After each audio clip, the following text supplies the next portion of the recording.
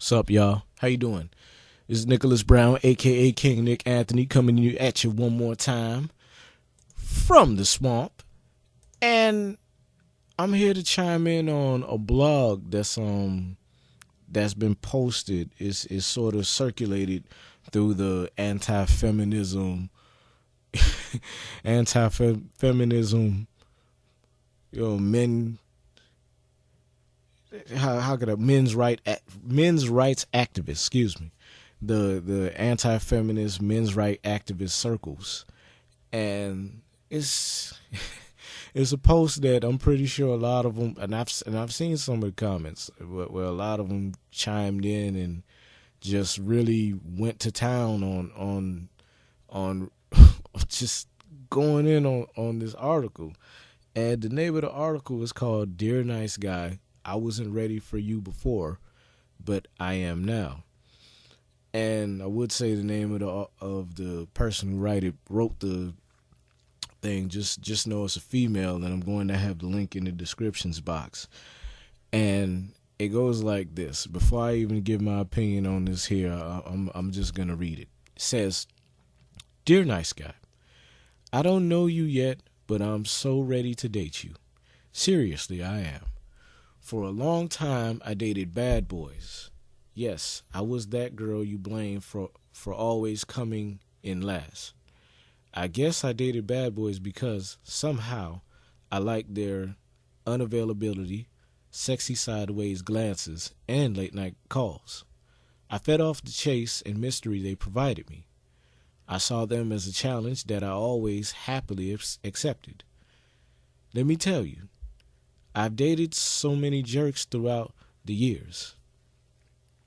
A lot of times I ended up being disappointed with how it ended with them and wondered why I always had such blind optimism about these guys I clearly knew were jerks to begin with. But to be honest, I don't regret any of it now. I learned a lot from each and every one of those bad boys. I learned something from every unanswered text, from every "I'm just not looking for a relationship" talk, and from every lame excuse as to why he just couldn't make he just couldn't make to my house party until after 1 a.m. I guess I never let the jerks get to me. I realized it was never me. It was always them. That's funny. I was born with an abundance of self-confidence. You're right. Maybe that's why I was never too bothered by each guy who was a jerk to me. Maybe it was because I was smart enough to realize I never actually wanted to end up with a jerk. It it was always you I wanted, nice guy. With all that being said, I'm ready to date a nice guy. I've learned all the lessons I need to learn from bad boys. I now have the ability to distinguish between when to give up on a relationship and when to fight harder. I know all the excuses and lies and can see when it's right to say a big fuck you or an okay, I'll let you make it up to me. I know what it's like get all I know what it's like get all dressed up for a night out only to sit in your room watching Netflix, crying and staring at your phone because the person you had plans with never showed, and that "got too drunk, sorry" text is not a sufficient excuse or apology. I know all these things. My mom always said that the problem with people who end up unhappy is that they don't know how to walk away from something that has already served its purpose.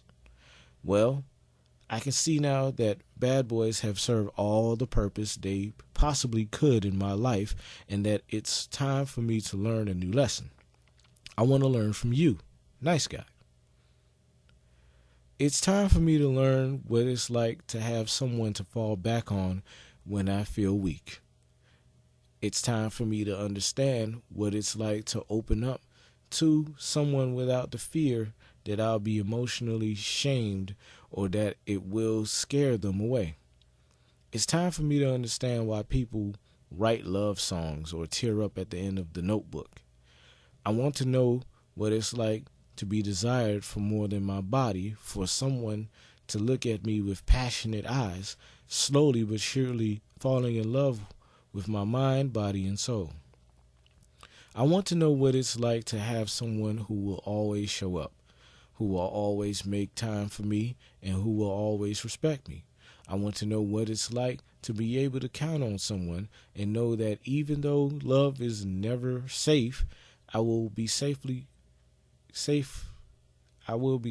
hurt by them. Mostly, I know I can learn all these things from you, nice guy. I don't want anyone thinking I hate bad boys. I don't hate them. I'm just done with them. I have to thank bad boys for a lot, actually. Bad boys have taught me how to depend on myself, how to pick up my broken pieces. They've allowed me to secure the perfect breakup remedy: booze, friends, rebounds, cry, workout, acceptance, find new bad boy, repeat. I understand myself so much better because of these bad boys. I know what I'm like at my worst, but I'm ready to know what I'm like at my best. I promise you this, nice guy. I don't know you yet, but I will be a nice girl to you in return. I will show you what you're like at your best. I will treat you with the respect you deserve and will always answer your call when you need me. I will show you what all those bitchy girls couldn't. So I guess all there is left to say is, I'm ready whenever you are. All right, that's this bullshit article. Dear nice guy, blog. Dear nice guy, I wasn't ready for you before, but I am now. In my opinion, I get the feeling this bitch got tired of being ran through. She's talking about all these bitchy girls and things of that nature. I get the feeling she was one of them bitchy girls. She had to be. I would show you what all those bitchy girls couldn't.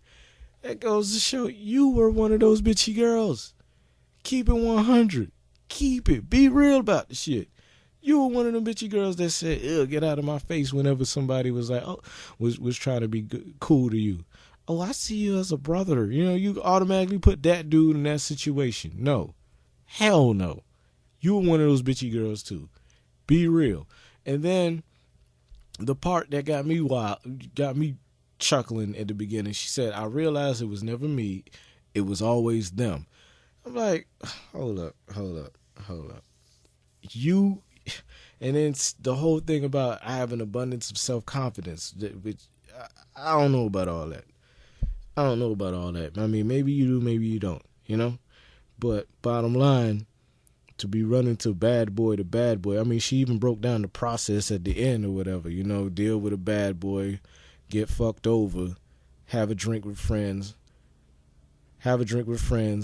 rebounds. And normally when I hear rebound, I'm thinking rebound guy. That's the only thing I can think of. Normally a one night stand or some shit like that, or the like what Chris Rock said, the dick in the glass jar, if you will. The emergency dick, the guy that's always been on the sideline. The minute some dude breaks your heart, you call him up, he come through, knock it down, and you slide. You see what I'm saying? So yeah. So not only did you let the bad boys run through you, but you also let rebound dude hit it too. Come on now, be 100. That's how I see it. Cry, work out, acceptance, find a new bad boy, repeat. That's pretty much. I'm pretty sure that was her whole life for at least a decade. For at least a fucking decade, that's exactly what the hell she was doing. And now she ready for a nice guy after everybody done skeeted in your face. You probably had a few sex tapes made. You know what I mean, with some of these bad boys. You probably done had a few trains ran on you. You probably gave the dude head while you were driving. You probably were the chick in the back of the club throwing up while somebody's holding your hair back, The guy that you were talking to earlier, you got his phone number. A week later, he fucks the shit out of you. You want to fall in love, make him breakfast. He's trying to leave your monkey ass. Come on now, be 100 right here. Now I'm ready for a nice guy. Man, some of these hoes need to go on somewhere that bullshit they on, you know? I mean, if you wanted a nice guy so much, you know, and I'm pretty sure that she's come across plenty in her lifetime. And that's always the case. That's always the case. All through high school, college years, you know, they run around.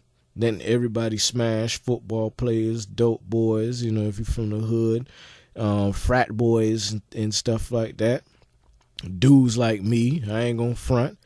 You know, I'm not necessarily, you know, at one point in my life, I wasn't necessarily the guy you brought home to you. You know, I didn't want to meet your parents. I wasn't trying to meet your daddy. I just wanted to bring you to the tail, make you do what it do, drop you off. I'll holler at you. Be out before sunrise. You know what I'm saying? Before anybody sees me, or kick your monkey ass out my place before anybody sees you. You know. But bottom line, it just trips me out how eventually those types of females, all of a sudden they want to settle down. And what's sad is some of them, I'm not sure if she does, but some of them usually, you know what? A good percentage of them do have kids. Like they'll mess around and get pregnant or whatever along the way, and then now they looking for stepdaddy. It don't work that way, shawty. It don't work that way. So yeah. Instead of I'm waiting for you, Mr. Nice Guy, or I'm ready for you now, Mr. Nice Guy, let's just keep it 100. Dear Nice Guy, reformed bitch looking for you. Keep it real. Ex-slut looking for you. Keep it real. Down here in Miami, in the hood, we call them Shones. You're ex-Shone looking for a nice dude now, looking for a sucker. You know what I'm saying? A super slut looking for a sucker. Be real.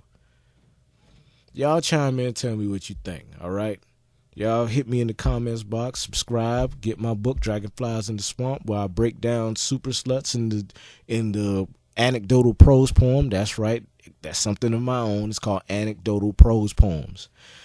You have to read it to see what an anecdotal prose poem is. It's something I developed, and I'm proud of it. In my book, Dragonflies in the Swamp, the name of the section is called Train. All right. There's a reason why I call it train, you know, because running train, I've ran a few trains on some bitches with my homies, just straight up and down, you know, so I call it train. Anyway, yeah, get the book, read it, share the information. Please share this post, and share this video. Like it if you digging what I'm spitting. Subscribe if you want to hear some more. Check my old archives out. I have a few more videos, and yeah, get the book. Email me about that, about the purchase information for the book, Pipnpens@gmail.com. Everything's going to be in the descriptions box, all right? Peace.